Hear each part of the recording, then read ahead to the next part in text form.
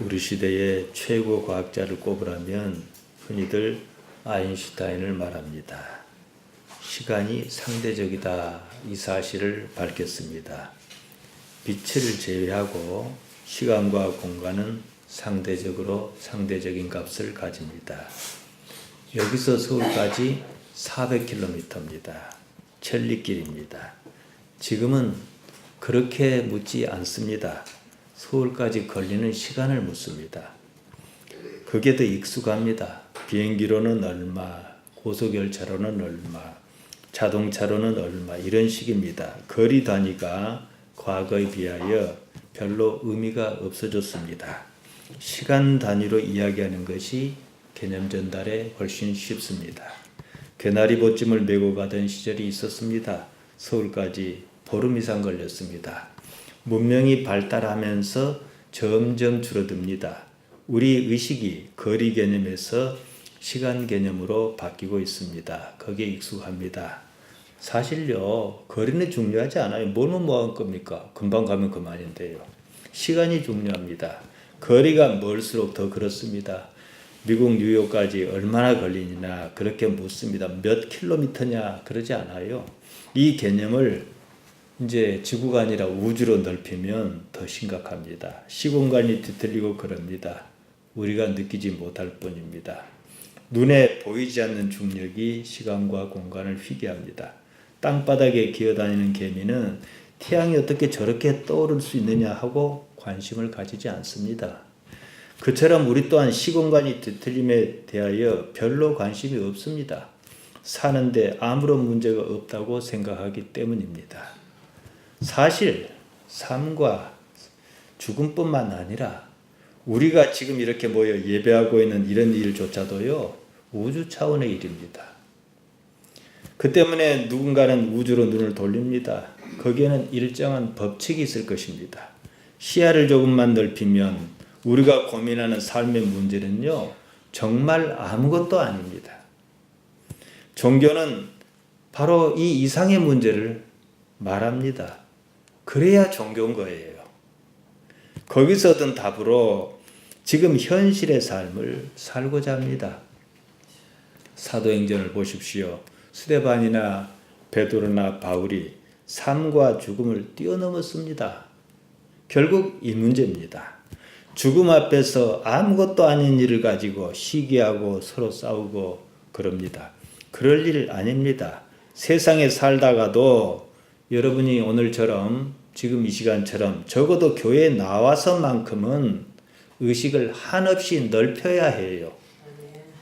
곰들처럼 세상에 가서 월요일, 화요일, 수요일 이렇게 지나면 지날수록 줄어들거든요. 그러면 또 예배당 가서 또 넓혀야 해요. 삶과 죽음을 뛰어넘는 의식을 가져야 합니다. 죽으면 끝날 일에 매이지 말아야 해요. 종교가 과학을 보듬지 못하는 것은 사실 종교 문제가 아닙니다. 종교인의 시야가 그만큼 좁기 때문입니다. 실력이 없어서 그럽니다. 앞서 아인슈타인을 말했습니다. 그는 과학과 공존할 수 있는 유일한 종교가 무엇이냐? 불교다 그랬습니다. 불교의 핵심 교리가 과학적 접근 방법을 가지고 있다는 말로 읽힙니다. 인관성에 따른 합리성 때문일 것입니다. 물론 종교가 과학적 배경을 갖춰야 할 이유는 없습니다. 기독교 문화권에서 성장한 천재과학자가 불교를 꼽았습니다. 그가 한 말에 대하여 생각할 점이 있습니다. 불교의 본질은요, 인간 이해입니다. 그것이 불교의 강점인 동시에 약점입니다. 인간 이해는 종교의 접근이보다 쉬운 강점이 있습니다. 그래서 아인슈타인이 이 부분을 꼽은 것 같습니다. 반면 종교라면 그조차 뛰어넘어야 합니다. 그런데도 불구하고 주저앉고 말기 십상이라는 약점이 있습니다. 우리가 사는 세상을 현상계라 그럽니다. 눈에 보이는데요. 그리고 그 세계를 이상계라 그럽니다. 아직은 우리가 볼 수 없습니다. 이 두 가지 세계를 매끄럽게 연결해야 하는데 그러지 못한다 이겁니다. 종교가 현실을 무시할 수는 없습니다. 아직은 살아있으니까요.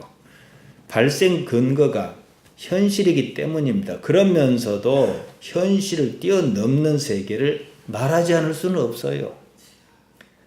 흔히 하는 말로 천국 없이 기독교가 있겠습니까? 원래 불교는 그걸 말하지는 않지만 극락 없이 불교가 있겠습니까?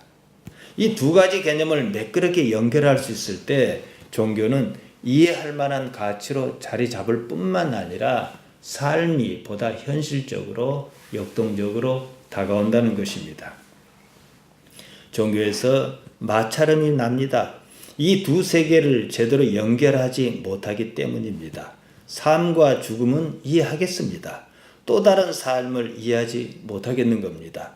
따지고 보면요, 죽음조차도 삶의 문제입니다. 삶의 끝이 죽음 아닙니까? 삶을 넘어서가 죽음이 아닙니다. 그 너머에 관하여 구체적으로 설명을 못합니다. 그렇다고만 합니다. 이해하지 못하는 거예요. 그러니 잘 나가다가 도로 삶입니다. 현실적으로 그러지 않습니까? 현상계를 주장하고 이상계를 무시하면 종교는 힘을 잃습니다. 무신론자라든가 보통 세상 사람이 다 그러지 않습니까? 그들이 이상계가 있다는 사실을 인지하면은 교회든 아니면 절이든 안 나오고는 못 베길 겁니다. 현상계를 우리가 살고 있는 이 세상을 무시하고 저 세상만 주장하면 몽상가 집단으로 전락할 수밖에 없습니다. 그런 사람은 삶의 현실에 대해서 무책임합니다. 왜 이런 삶을 하나님께서 주셨는지 그걸 생각하지 못한 거예요. 시한부 종말 집단이 그러지 않습니까? 지금 교회는 이것도 포기 못하겠고 저것도 무시하지 못합니다. 현실과 이상 사이에서 왔다 갔다 합니다. 아슬아슬하게 줄타기 합니다. 그러다가 결국은 어느 쪽으로요? 도로 이쪽으로 기울고 만다는 거예요. 교회 밖에서 시간을 보내다 보면 여러분 좀 뭐가 이상하게 가는 것 같지 않습니까? 그러다가 교회 다시 오면 또 넓어져요. 아까 말씀드린 대로 말이죠. 이 부분을 이해해야 해요. 그들에게 이상세계가 없는 거지요. 결국은 말이죠. 다들 이 문제 때문에 시끄럽습니다. 그러면 교회는 종교 집단이 아닙니다. 사교 집단입니다. 어쨌거나 삶은 지금 우리가 당면한 현실입니다. 우리 기독교는 인간 이해에 소홀한 면이 있습니다. 오늘날 기독교는 둘 중 하나의 모습을 보입니다. 현실성이 없든지 아니면 능동적으로 현실에 참여함으로 자기 정체성의 혼란을 감추려 합니다. 현실을 외면하자니 그것도 쉽지 않아요. 현실은 돈입니다. 그 때문에 약간 변형한 사회활동으로 종교활동인 양 하려 합니다. 영어를 좋아하는 사람 흔히 쓰는 말 아웃리치라 그럽니다. 이 말을 왜 썼는가 아주 재밌어요. 아웃 바깥이고 리치는 또 다릅니다. 합쳐서 봉사활동이에요. 우리말로 봉사활동하면 곤란하니까 무슨 라이온스 클럽 같은 봉사단체가 벌이는 활동 같다고 생각해서 아웃리치다 영어로 둘러댄 모양입니다. 그건 종교활동 아니에요. 교회에 소속한 사람이 모여서 함께하는 사회활동입니다. 그 종교가 추구하는 고유한 가치를 그 활동이 담아낼 때 종교활동이라 그런 거예요. 오늘날 기독교의 약점이 그대로 드러납니다. 교회에 왜 가야 하는지 헷갈립니다. 종교로서 본연의 가치를 생각하자는 말씀입니다. 현상학이라는 학문이 있습니다. 역사가 아주 오래입니다.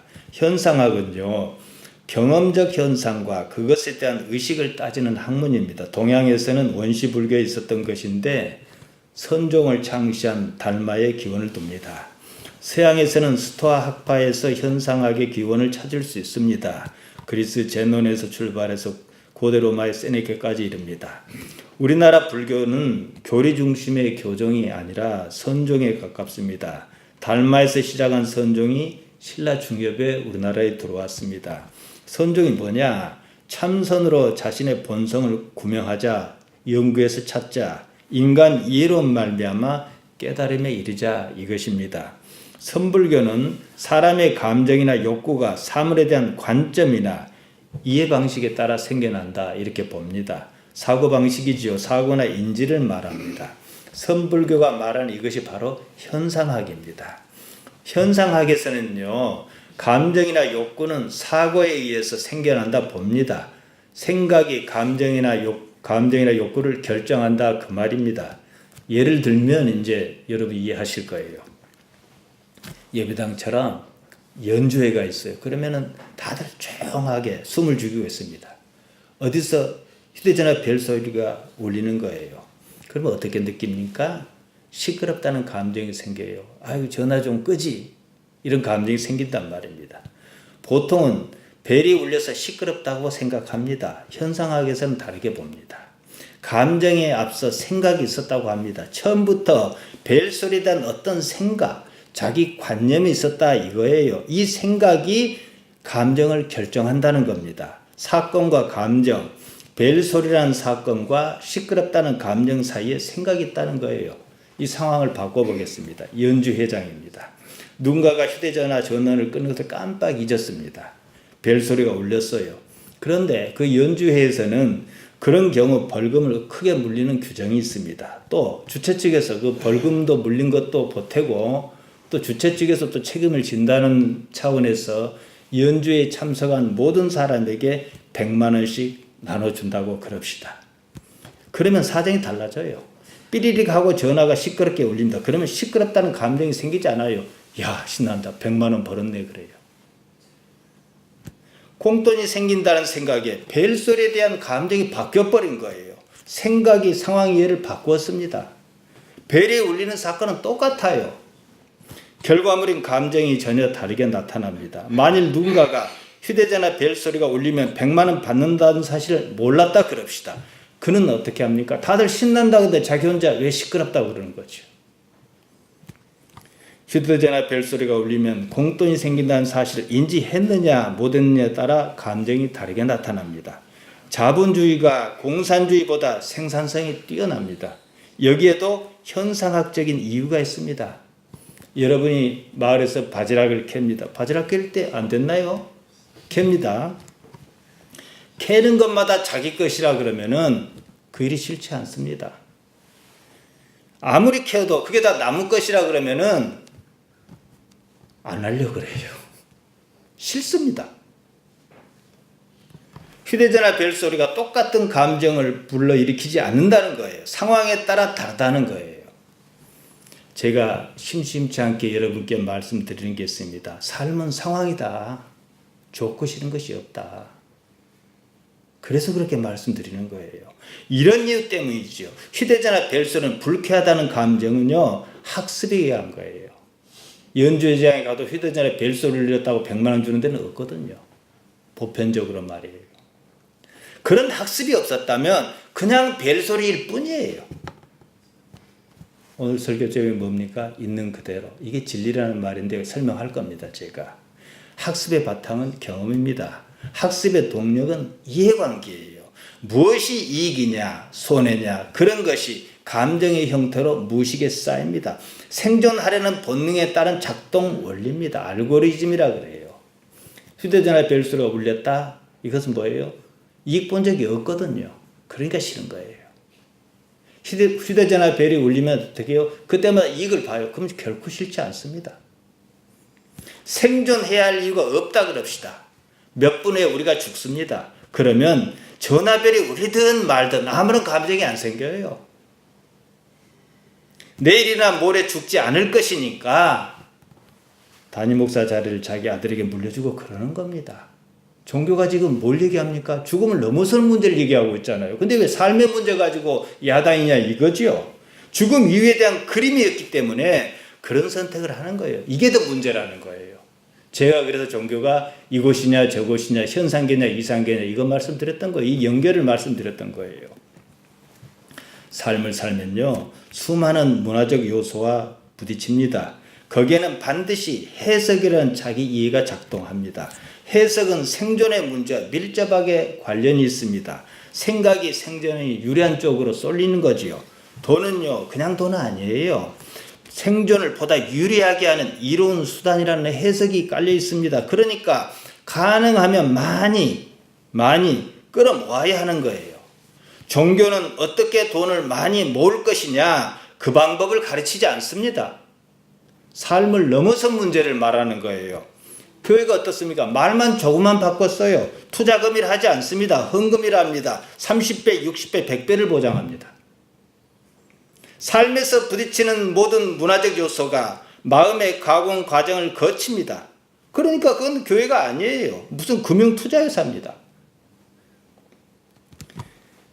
그리고 경험이란 이름으로 쌓입니다. 경험은 사실 그대로의 기억이 아닙니다. 이미 가공의 과정을 거칩니다. 무엇보다도 그것은 유전자처럼 작동합니다. 그리고 삶의 현실에 영향을 미칩니다. 나쁜 경험이 많은 사람은요, 나쁘게 봐요. 꽃에 대해서 나쁜 경험만 있어요. 저것 때문에 내가 엄청 고생을 하고 힘들게 뼈빠지게 일하고 돈도 못 받고 그 싫은 벌레는 나오고 그러면 꽃을 좋게 보겠습니까?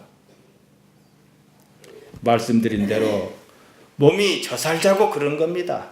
자, 여러분, 몸을 포기한다면 아무 일도 없습니다.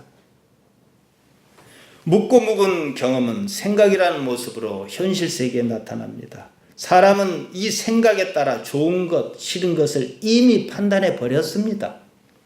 그리고 거기에 맞춰서 맞으면 좋은 거고 안 맞으면 싫은 거고 이미 결정을 갖고 있다는 거지요. 판단은 자기 생각, 자기 관념에 따른 최종 행위입니다. 휴대전화 벨소리에 대해서 좋은 경험을 가진 사람이 있다 그럽시다. 그는 벨소리를 좋게 판단합니다. 제가 한참 오래전입니다만 빚에 많이 시달릴 때가 있어요. 이제 다 지났으니까 말씀드릴 수가 있는데 전화만 오면 그냥 가슴이 철렁철렁해요. 뭔 소리를 들을지 모르니까. 무섭더라고. 요즘도 전화를 걸고 받는 일이 조금은 좀 서툽니다. 죄 지은 적이 있어가지고. 아무튼요, 나쁜 경험을 가진 사람은요, 본능적으로 나쁘게 판단합니다. 경험은 기억의 전이로 생각이라는 이름으로 움직인다는 거예요. 이 정도 하고 본문을 보겠습니다. 비판을 받지 아니하려거든 비판하지 말라. 비판하지 말라 그러셨습니다. 크리네테입니다. 비판하지 말라는 말인데요. 원형은 크리노, 재판하다, 심판하다 이런 뜻입니다. 그러니까 심판하지 말아라. 내가 뭔 심판할 자격이 있느냐. 이거지요. 요한복음 8장에 보면 간음죄로 불려온 여자 사건이 나옵니다. 예수님께서 여자에게 말씀하십니다. 사람이 다 지나가고 난 뒤에 말이죠. 요한 8장 11절입니다. 나도 너를 정죄하지 아니하노니 그렇게 말씀하시는 거예요. 나도 너를 정죄하지 않겠다. 오데 에고세 카타크리노. 정죄하다 카타크리노입니다. 무엇에 대하여 카타와 심판하다 판단하다는 뜻인 크리노의 합성어입니다. 따라서 정죄하지 않겠다는 말씀은 판단을 목적으로 너를 대하지 않겠다 이 말입니다. 앞서 생각이 어떻게 생겨났는지 말씀드렸습니다. 사람은 생각에 따라 이랬다 저랬다 합니다. 그 생각을 판단의 근거로 삼습니다. 그 판단이 과연 공정하겠느냐? 지금 이 문제입니다. 부정을 저지른 기업가가 있어요. 벌금을 내지 않자 하루 일당으로 5억 원짜리 노역을 선고한 판결이 있었습니다. 이른바 황제 노역이란 말이 많았습니다. 당시 노회찬 의원이 그것을 두고 사또 재판이다 그랬어요. 옛날에 사또가 자기 마음대로 고무줄 재판을 한 것처럼 그렇다는 것이죠. 재판에 대한 공정성이 말이 많았습니다. 사람에 따라 판결이 달랐거든요. 원칙적으로요. 사람은 다른 사람을 심판할 자격이 없습니다. 재판관은 이 사실을 숙지해야 해요. 그 때문에 법을 만드는 사람은 따로 있지 않습니까? 판사는 사람을 가리지 않아야 하는 거예요. 사람은 아무도 판단할 수 없습니다. 지구의 선이신 하나님을 신앙하는 사람이라면 더욱 그렇습니다. 요한복음 8장 15절입니다. 너희는 육체를 따라 판단하나 나는 아무도 판단치 아니하노라. 너희의 판단 기준은 육체다. 삶이다. 삶에 이미 왜곡이 있는데 그 판단이 옳겠느냐.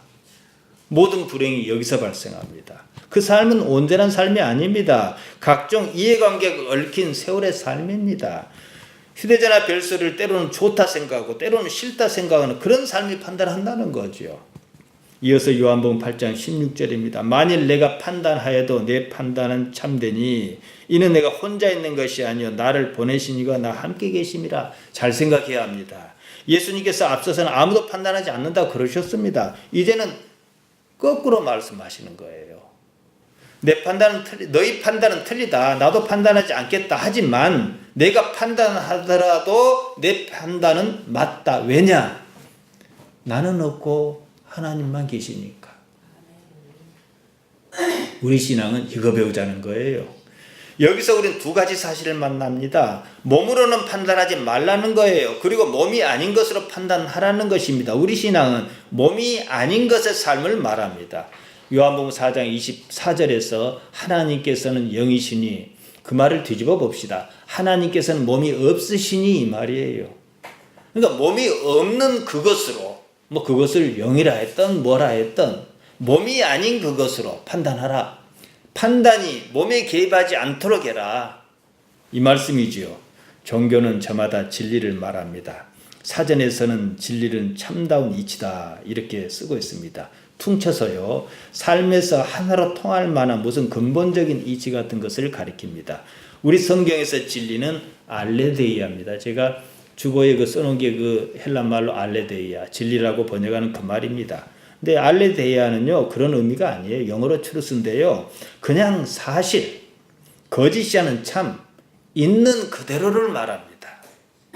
보고 말씀드리겠습니다. 요한복음 8장 32절입니다. 진리를 알지니 진리가 너희를 자유케 하리라. 막 의미는 엄청 좋아 보여요. 근데 우리에게는 현실성이 없어요. 왜냐? 원래 의미를 원래 의미로 받아들이지 못하기 때문에 그렇습니다. 이 말씀을 왜 하셨겠느냐? 아까 말씀드린 대로 요한복음 8장은 판단의 문제가 계속 이어지는데요. 간음한 사건에서부터 시작합니다. 거기서 너희 판단은 잘못했다. 왜 잘못냐? 육체를 따라 판단하기 때문에 너희는 저 여자를 판단할 자격이 없다는 거예요. 나도 너를 판단하지 않겠다. 왜냐? 육체로는 판단하지 않겠다. 삶이 원래 그런 것이다. 이 말씀인 거. 그리고 어떻게 바꿔 살아보자. 이거지요. 한 여자가 간음죄를 저질렀다고 돌로 치려고들 했습니다. 율법이 어쩌고 하며 여자를 판단했습니다. 예수님께서 그들의 판단을 일깨우셨습니다. 요한복음 8장 7절에서 너희 중에 죄 없는 자가 먼저 돌로 치라 그러셨습니다. 이건 윤리 문제가 아닙니다. 여러분, 죄 짓지 않은 사람 아나마르테토스인데요. 여기만 딱 한 번 나오는 말입니다. 하마르티아, 우리가 죄라 번역한 하마르티아에서 파생한 말입니다. 요한에 그래서요, 죄, 하마르티아는요, 특별히 진리, 알레데이아, 사실의 반대 개념으로 쓰입니다. 이걸 몇 군데 살펴보겠습니다. 이래야 여러분이 진리란 말을, 사실이란 말을 있는 그대로란 말에 보다 실감할 수 있기 때문입니다. 요한일서 1장 8절에 이런 말씀이 있습니다. 만일 우리가 죄 없다 하면 스스로 속이고 또 진리가 우리 속에 있지 아니할 것이요. 한마리티아는 알레데이아와 함께 할 수 없다 그건데요. 한마리티아 즉 사실은 알레데이아. 한마리티아는 사실 알레데이아가 아니기 때문이란 거예요. 요한은 요한복음 시작부터 이 문제를 다룹니다. 요한복음 1장 14절입니다. 말씀이 육신이 되어 우리 가운데 거하심에 예수님을 말하지요. 우리가 그 영광을 보니 아버지의 독생자의 영광이요 은혜와 진리가 충만하더라. 은혜와 진리, 카리스와 알레데이아는 함께합니다. 우리가 사실에 있을 때 카리스, 하나님의 은혜가 임한다. 이렇게 보시면 딱 맞습니다. 요한복음 15장 24절입니다. 내가 아무도 못한 일을 저희 중에 하지 아니하였더라면 저희가 죄 없었으려니와 예수님으로 말미암아 그들의 한마리티아가 드러난다 이 말이죠. 지금은 저희가 나와 및 내 아버지를 보았고 또 미워하였도다. 예수님께서 무슨 일을 행하셨습니다. 그 때문에 그들의 한마리티아 죄가 드러났습니다. 그들은 그 때문에 또 예수님을 미워했고 죽이려 했습니다. 한마리티아란 한마디로 진리 알레데이아가 없는 사실이 아닌 거짓의 상태 그런 겁니다. 그런 사람의 판단은 사실 수가 없는 거예요. 요한복음 9장 41절입니다. 예수께서 가라사대 너희가 소경되었다면 죄가 없으려니와 본다고 하니 너희 죄가 그저 있느니라 그러셨습니다. 본다고 하니, 본다고 판단하니, 보는 것을 사실 알레데이아로 믿으니 너희 한마리티아가 그대로 있다. 판단하니까 죄가 없어지지 아니한다. 이 말입니다. 요한복음 14장 6절입니다. 예수께서 가라사대 내가 곧 길이요 진리요 생명이니 나로 말미암지 않고는 아버지께로 올 자가 없느니라. 길 호도스입니다. 가야 할 길 방법입니다. 진리 알레데이아입니다. 그리고 생명 조회입니다. 생명 삶을 말해요. 우리 삶처럼 이거죠.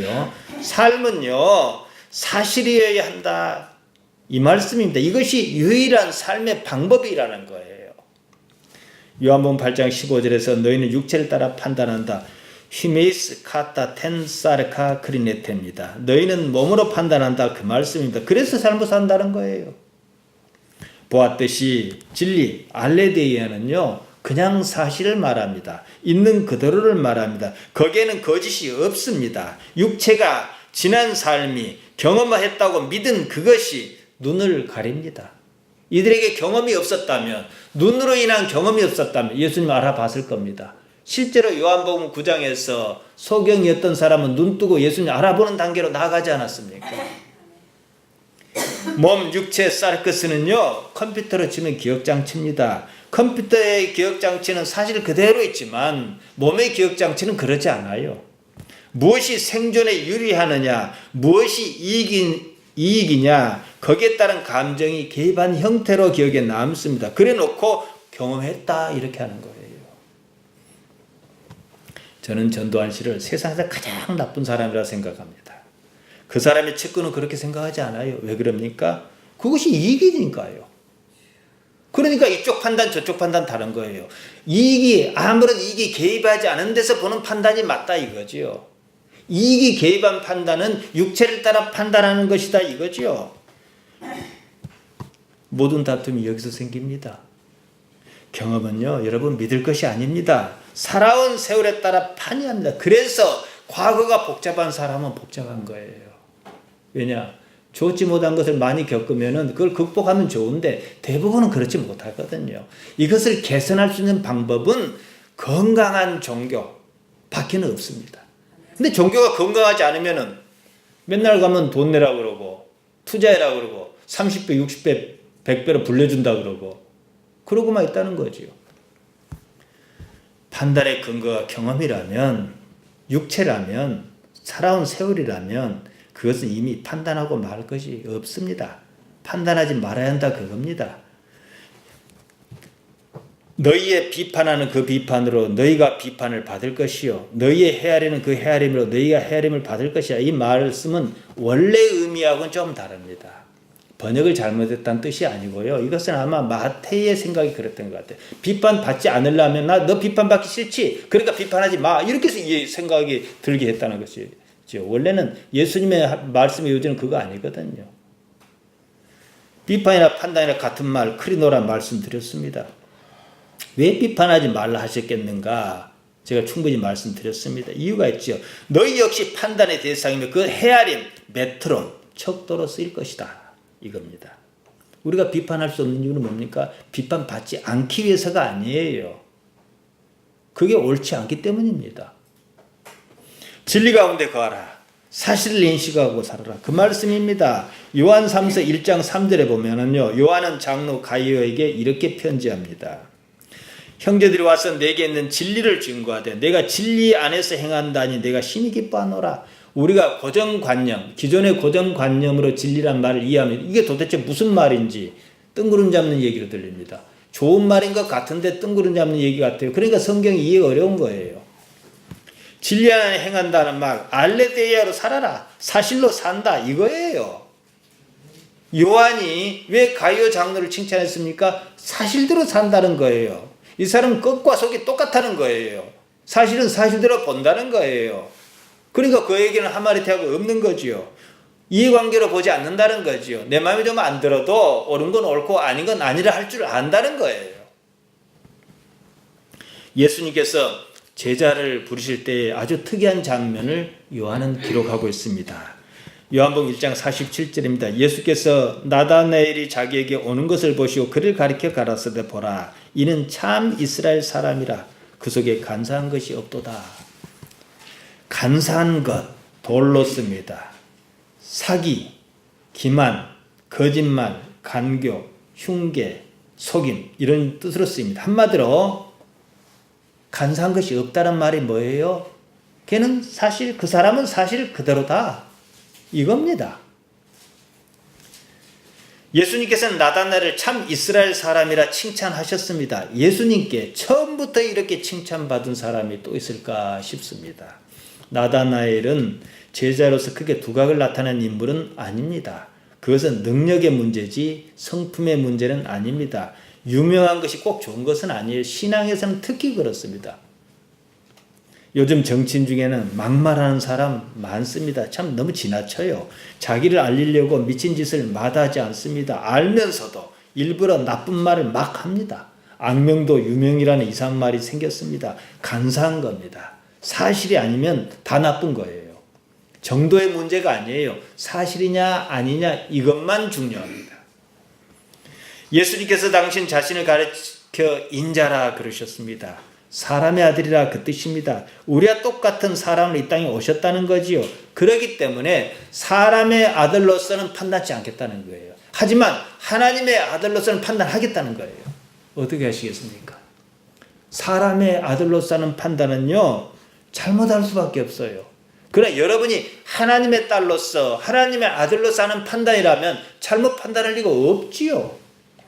하나님께서 영이시니까 나도 영으로 있어야 해요. 뒤집어서 하나님께서 몸이 없으시니까 나도 몸이 없어야 해요. 몸이 없는 판단이어야 한다는 거예요. 몸이 판단에 개입하지 말아야 한다는 거예요. 여기에는 좀 익숙해야 하는 무엇이 있습니다. 요한복음 8장 16절입니다. 만일 내가 판단하여도 내 판단이 참되니 이는 내가 혼자 있는 것이 아니요 나를 보내시니가 함께 계심이라. 이미 말씀드렸습니다. 하나님과 함께 계신다. 여러분이 하나님과 함께 있다고 한번 생각해 보십시오. 아마 내려놓아야 할 것 참 많을 겁니다. 아무개는 하나님과 함께 있기 싫은 거예요. 그러니까 아들에게 뭐 물려주려고 그런 거예요.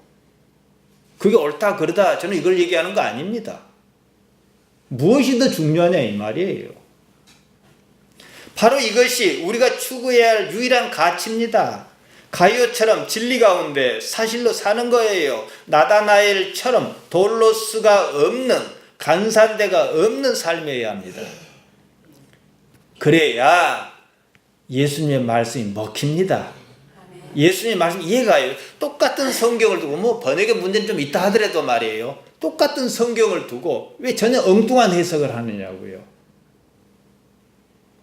제가 얼마 전에 사무엘하 6장 1절에서 6절입니까? 우사 사건을 설교한 적이 있는데요. 누가 똑같은 본문을 설교했더라고요.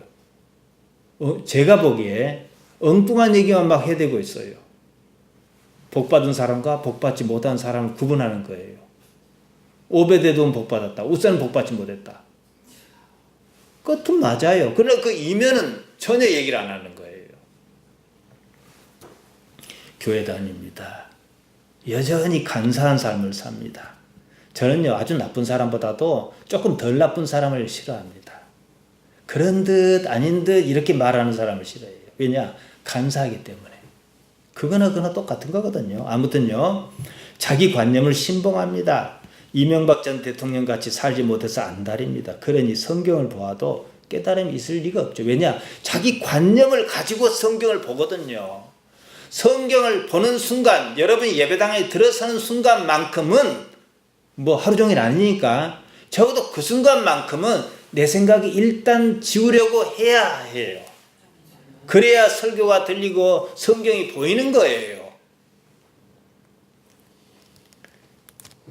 그러니 성경을 보아도 깨달음이 없지요. 그러면서 판단합니다. 누구를 비난하는 것 아닙니다. 그러니까 판단하지 말라는 거예요. 적극적으로 알레데이아, 진리, 알레데이아, 사실 있는 그대로 살자는 겁니다. 그 자체가 힘이 있다는 사실을 아는 것이 깨달음입니다. 내가 사실대로 흰 건 흰고 검은 건 검다. 이렇게 사는 것이 능력이라는 사실이 믿긴다면 그게 깨달음이라는 거예요. 왜냐하면 하나님께서는 그러시니까요. 하나님 때문이죠. 사람이 참 사실 있는 그대로를 지향할 때 삶이 올바른 방향으로 궤도를 수정하며 갈 수 있습니다. 참은 진리입니다. 연습이 필요합니다. 우리가 진리, 알레데이아, 참은 오로지 하나님께만 속한 것입니다. 우리와 똑같이 육신으로 사셨던 예수님께서 참이신 이유는 단 하나, 육신의 삶을 살지 않으셨다는 거예요. 육신을 가지고 계셨으면서도 육신의 삶을 살지 않으셨다는 거예요. 이게 쉽든지 어렵든지 우리도 목표가 이거여야 한다는 말씀이지요. 거기서 올바른 판단이 가능합니다. 사람이 올바른 판단 능력을 상실한 이유는요, 자기 생각을 신봉하기 때문입니다. 생각에 대해서는 여러 가지로 말씀드렸습니다. 판단이 올바르면 하마르티아, 죄란 말은 화살의 관역을 잘못 맞췄다는 뜻인 하마르티아가 힘을 쓰지 못해요. 그만큼 삶의 불행이 없습니다. 재미는 제가 보장 못하겠어요. 왜냐하면 재미도 역시 감성의 요소니까요. 그렇지만은요, 불행의 요소는 그만큼 줄어듭니다. 사람은 생각을 자기 자신과 동일시합니다. 여기에 많은 문제가 생깁니다. 사람의 생각에는 객관성이 없어요. 공정하지 않습니다. 그러므로 하나님과 함께할 수 없습니다. 하나님을 알아차릴 수 없습니다. 생각은 의식을 방해합니다. 생각은 의식이 깨어있지 못하게 합니다. 인식작에 혼란을 줍니다. 여기에 문제가 있습니다. 그 때문에 깨달음을 추구하는 선불교에서는 생각을 없애려고요, 갖은 애를 다 씁니다. 수행과 정진 마다하지 않습니다. 때로는 고통을 불사하며 평생 이것과 싸웁니다. 생각은 그처럼 끈덕지게 우리 마음에 붙어 있습니다. 여러분 자신 한번 들여다보세요. 생각과 관련해 볼 때 어떤 상태에 있는지 말이에요. 사람이 나이를 먹을수록 유익이 많습니다. 지식과 경험이 풍부합니다. 하지만 한 가지 큰 약점이 있습니다. 생각이 많아요. 귀신 들린 현상을 한번 보십시오. 생각의 지배를 크게 받는 경우입니다. 나쁜 기억이 없으면 나쁜 생각이 없습니다. 생각이 없다고 하면 생각해 보십시오. 그 생각이 현실을 좌지우지 못하게 합니다. 못합니다. 생각에 매이지 않으면 그런 일이 없습니다. 생각이 한 사람의 인격을 지배하면 그 사람의 현실성을 상실합니다. 정상적인 생활을 할지라도 귀신 들린 것과 다르지 않다는 말씀입니다. 꽃이 있습니다. 우리 똑같은 꽃을 봅니다. 이 꽃에 대한 아무런 나쁜 기억이 없을 때, 아무런 나쁜 기억이 없으면 적어도 꽃은 다 본성적으로 좋게 봅니다. 그래서 천국은 꽃으로 비유하고 막 그러지 않습니까? 나쁜 기억이 없을 때 똑같은 꽃으로 보이지요. 꽃의 색상이나 모양이 보는 사람의 의식 깊은 곳을 자극하면 생각이 생깁니다. 흔히들 무의식이라는 깊은 의식에 무엇이 담겨 있느냐에 따라 꽃에 대한 생각이 다릅니다. 수선화에 대한 기억, 장미에 대한 기억, 채송화에 대한 기억 모두 다릅니다. 이미 기억이 감정의 형태로 무의식에 쌓여있기 때문입니다. 그것을 들춰냅니다. 그리고 경험이란 말이에요. 흘러간 노래를 들으면 무슨 생각 납니까? 흑산도 아가씨 들으면 무슨 생각 납니까? 다 달라요. 원래 그 유행가는 그런 역할이 있어요. 죽도록 사랑하는 여인이 있었습니다. 일찍이 죽었습니다. 그가 그처럼 좋아하던 꽃이 이 꽃이었다 그럽시다. 그럴 때 이 꽃은 연인과 관련한 사연이 함께 담겨 있는 거예요. 꽃은 아무 말 하지 않고 있어요. 각자의 꽃이 달라요. 정확히는 같은 꽃이라 해도 꽃에 대한 감정이 다르다는 거예요. 나쁜 기억이 무의식 속에 자리 잡고 있다면 상황이 더욱 다릅니다. 이 꽃이 자신에게 상처를 준 아주 나쁜 사람과 연관이 있다면 이 꽃은 나쁜 꽃인 거예요. 불쾌하고 분노의 감정을 불러일으킵니다. 앞서 휴대전화 벨소리를 말씀드렸듯이 꽃이 문제가 아닙니다. 꽃은 그대로인데 그것을 보는 사람의 마음이 문제라는 거죠.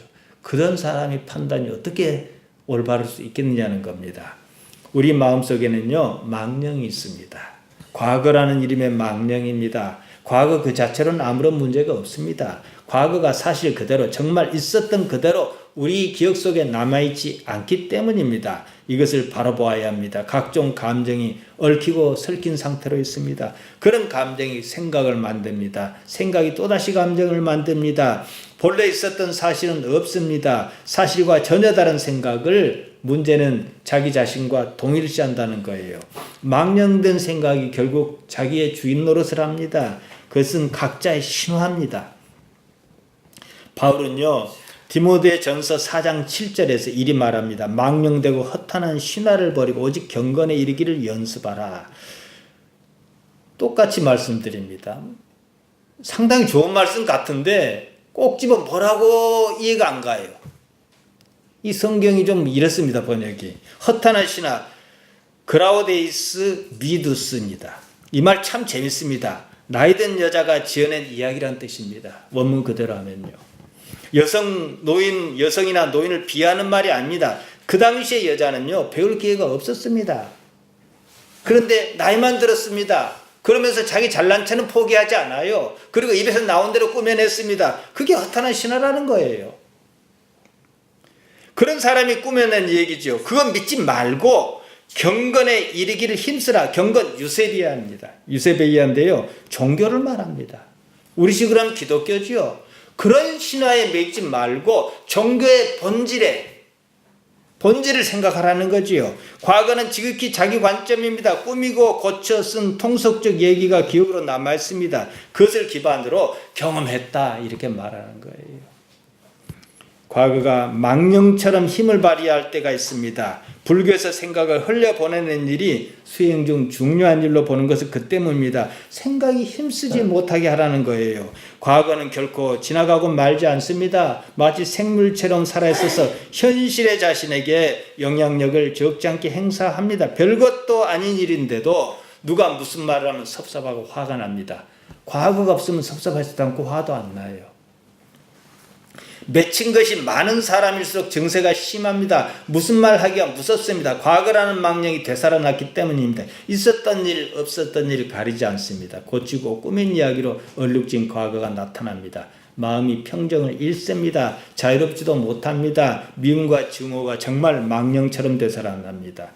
남의 말에 쉽게 상처를 받는 사람일수록, 소심한 사람일수록, 자기 자존감이 약한 사람일수록 그만큼 과거의 힘에 눌려있기가 쉽습니다.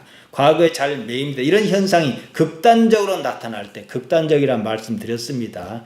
귀신 들린 것으로 이해합니다. 차분히 생각해 보십시오. 귀신의 역사에서 과거를 빼면 귀신이 있을까요? 귀신의 먹이는 과거거든요. 용하다는 무장을 찾아가면 모조리 과거 얘기입니다. 그거 어떤 방식으로 과거를 끄집어내든 그건 중요하지 않습니다. 이것은 뭐 설교할 때 할 수 있는 얘기는 아니니까 제가 못하는데요. 생각이 아주 많은 사람이, 생각이 아주 매인 사람이 무당하면 딱 맞습니다. 원래 그래요. 교육방송 같은 데 보면은 가족 갈등, 요새는 안 없디다마는 가족 갈등을 해결해 주는 프로그램이 있는데요. 거기서 맺힌 과거를 해소해 주는 거예요. 연극이라는 방법으로요. 상황극이라 그러죠. 정신분석학자 프로이트는 과거를 들춰내므로 정신분석학이라는 게 생겼어요. 거기서 심리학이 나옵니다. 과거를 들춰냈다는 사실이에요. 그런 지식이 없던 시절에 과거라는 닫힌 세계를 알 도리가 없었습니다. 영락 없이 귀신의 역사입니다. 귀신은 알지 못하는 현상을 어떻게 이해할 것인가, 그겁니다. 알 수 없는 현상에 대해서 귀신 하면 일단 다 이각합니다. 문제는 근본적인 해결책이 없다는 거예요. 어찌어찌 잘 풀렸다 해도 근본적인 대책은 아닙니다. 예배 참여하기, 기도하기, 성경 찬송 부르기, 성경 읽기 등 교회 생활과 같은 높은 가치를 추구하면요, 귀신 들렸던 사람의 상태가 호전됩니다. 그조차도 근본적인 해결책은 아니에요. 왜냐하면 교회만 안 나오면 도루묵이거든요. 때문에 그러한 긴장관계가 풀리면 언제든지 제자리로 되돌아가고 마는 경우가 많습니다. 따라서 기도로 병이 나았습니다. 그래서 나중에 도로 병에 걸린 사람이 있다는 거예요. 뭐냐? 뭐 어떻게 이해하고 해결했건 그러면 근본적인 문제까지 나아가야 하는데 이거 해결하는 것만 숙제고 그걸 푸는 것만 관심사였거든요. 그러니까 거기서 느슨해져 버리면 도로 그래요. 근데 처음에 우리가 신앙생활 할 때는 어쩔 수 없이든지 예수님께 매서든지 좋아요. 나중에는요, 예수님과 일치를 이룬다 생각하면은 모든 것에 자유로워야 합니다. 근데 일부러 자유를 가장할 필요는 없어요. 물론요. 요한복음 8장 32절로 정리하겠습니다. 진리가 알지니 진리가 너희를 자유케 하리라. 진리 알레데이아를 그노세스테, 알아라, 알아차리라, 깨달아라 그러셨습니다. 사실을 사실 그대로 있는 그대로 받아들이라, 그 말씀입니다. 그러면 자기에게 매이지 않음으로 자유로울 것이라는 거예요. 그러니까 사실 그 자체가 자유를 준다는 거예요. 그렇게 연습해야 합니다. 경건에 이르기를, 종교에 이르기를 연습하지 않습니까? 연습하다, 김나조입니다. 운동하다, 연단하다, 그런 뜻입니다. 반복적으로 훈련하라는 거예요. 자기 생각을 믿지 말아야 합니다. 이건 내 생각이고 이렇게 할 필요가 있어요. 약간은 객관적으로 물러나 볼 필요가 있어요.